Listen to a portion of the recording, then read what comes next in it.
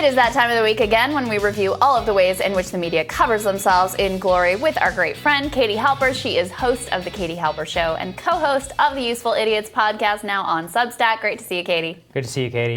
Thanks. You guys too. We have a fun one.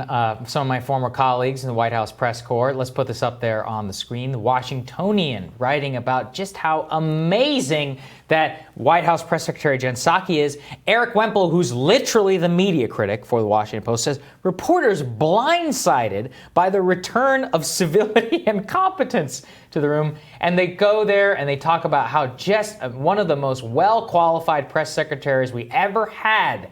Well, it could be worse. I mean, can you imagine saying that about somebody that you are supposed to cover? And again, I knew Jonathan Karl a little bit. He was fine. I mean, Eric Wemple has occasionally done some decent reporting, at least on Russiagate. But it's like they have brain worms whenever they're bowing down before the official propagandist of the U.S. government. I'm not saying that in a derogatory term. Literally That's her job. That's always the job. But it's crazy. I mean, what are you doing here? I mean, well, just to circle back to your question, I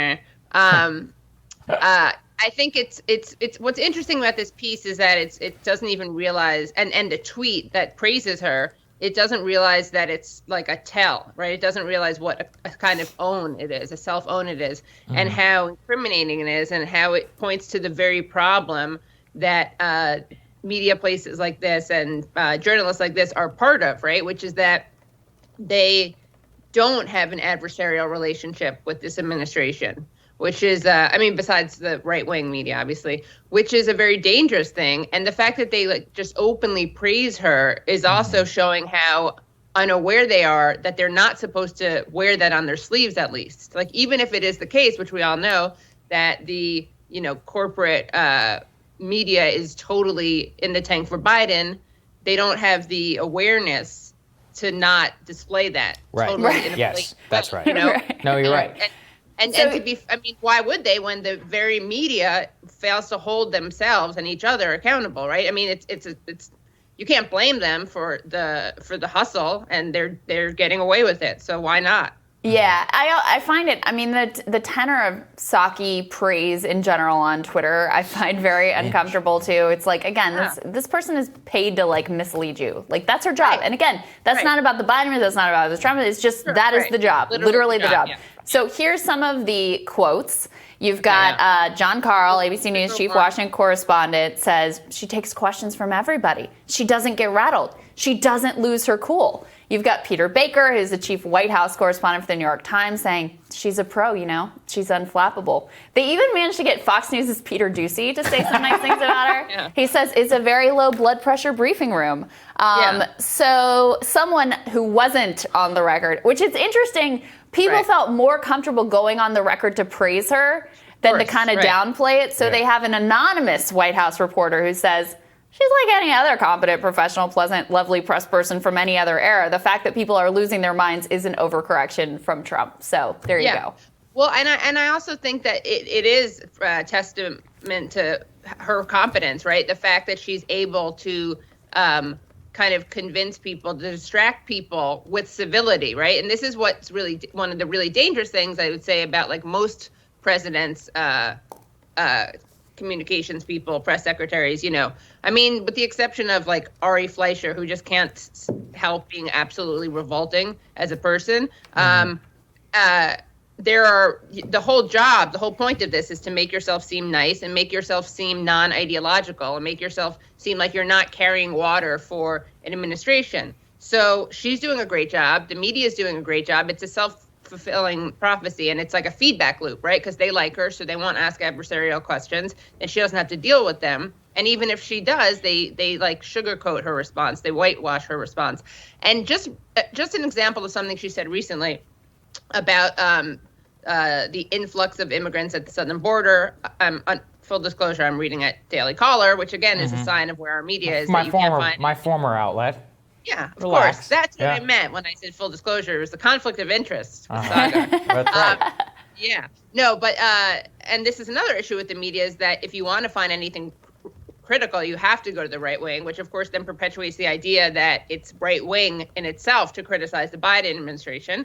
But Press Sec says that the influx of immigrants at the southern border is, and this is an actual quote from her, something that began during and was something that was exacerbated by the Trump administration.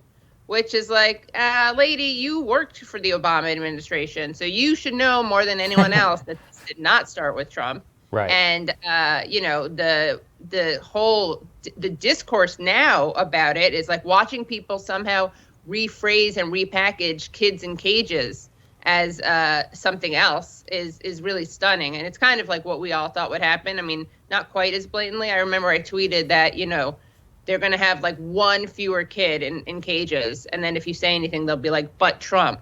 Yeah. No, that's it. No, I mean, that's basically what happened. The bar has been set so incredibly low that all they have to do is like show up, and everyone's like, "Thank God." That's all that. That was literally all he was elected to do, was to not be Donald Trump. Yeah, and they're rewarding him for it, like outlandishly. That's the part that is just, I think, is crazy. Well, and also, so Wemple's at the Washington Post, right? Yes. And the Washington Post just decided to cancel their fact-checking column, right? Which they had for Donald Trump.